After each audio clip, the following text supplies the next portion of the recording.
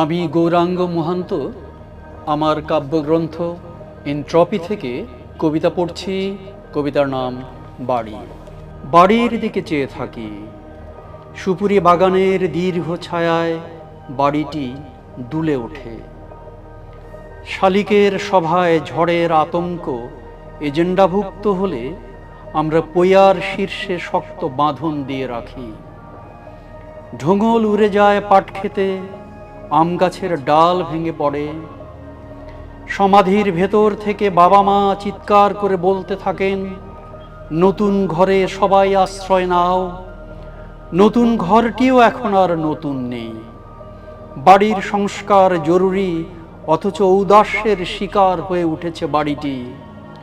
সুপুরি বাগানে সাপের চলাচল বেড়েছে, তাদের কালো জিহ্বায় ড্রাগনের জমানো আগুন।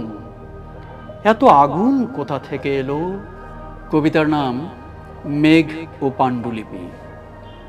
কালো মেঘের ভেতর দিয়ে যেতে যেতে গতিময় বাতাসে পাহাড়ের উড্ডয়ন দৃশ্যমান হয়।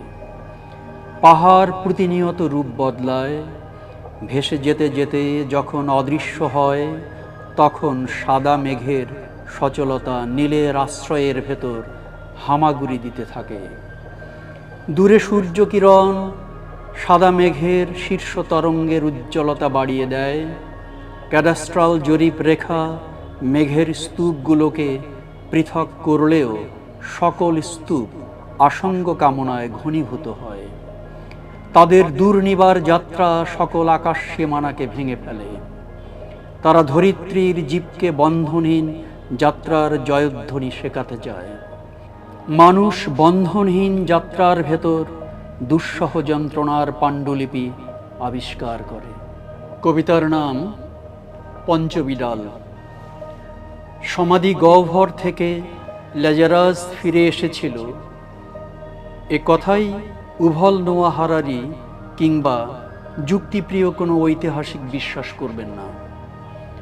পুনরুত্থানের কোনো সম্ভাবনা নেই। মৃত্যুর পর অদৃশ্য হয়ে ওঠে পঞ্চবিডাল। যে কয়েকটি শব্দ উচ্চারণ করেছি তা যদি ইথারে থেকে যায়, তারা ঘাসের পাতার তীক্ষ্ণতা কিংবা চালতা ফুলের গোপনীয়তাকে ছুঁতে পারে।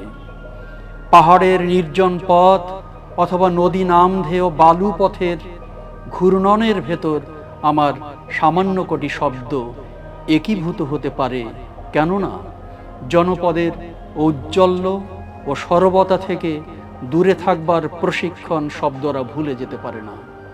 কবিতার নাম গামছার ফেরিওয়ালা। ফিলিং স্টেশনের ভেতরে এক বৃদ্ধ বসে গামছা ভাঁজ করছেন। হালকা রঙের গামছার আধিক্য দেখে মনে হচ্ছে উজ্জ্বল কটকটে রঙের গামছা ক্রেতাদের মনোপুত নয়। বাঙালিরা সকলে টাওয়েলের ব্যবহার শেখেনি বলে গামছার ফেরিওয়ালা এখনো পথে পথে ঘুরে, কেউ পথের ধারে বসে স্বপ্ন দেখে। অবৈধ সম্পর্কের সাথে অবৈধ সম্পদের আদৌ কোনো যোগসূত্র রয়েছে কিনা তা বুঝিয়ে দেওয়ার জন্য মরফিয়াসকে স্বপ্নের সরঞ্জাম খুঁজতে হয় না। ফেরিওয়ালার স্বপ্নের বিশুদ্ধতা নিয়ে কোনো সংশয় নেই, কারণ তারা দরিদ্রের জমি কেড়ে নিয়ে রিসর্ট নির্মাণের পরিকল্পনা করে না।